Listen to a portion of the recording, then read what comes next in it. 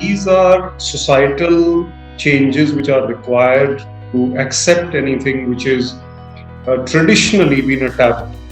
And those changes have taken place over the centuries very, very gradually.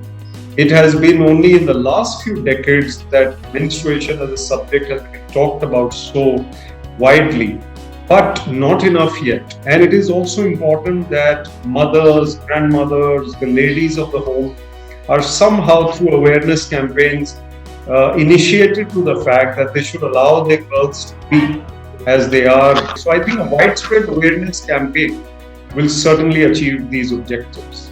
I think this is a very significant campaign. First of all, for any organization, choose a topic which is so significant to society is laudable, is credited. So I must say that Fair Gaze has already achieved its objective in some way by getting people to talk about this subject, by highlighting the subject, by making people aware, by spreading this message.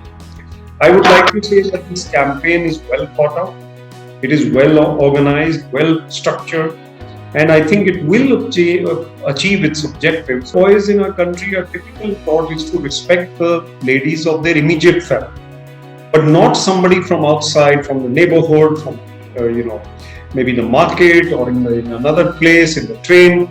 They are never taught to respect all ladies or women. So that is something which has to reach the boys, very significant.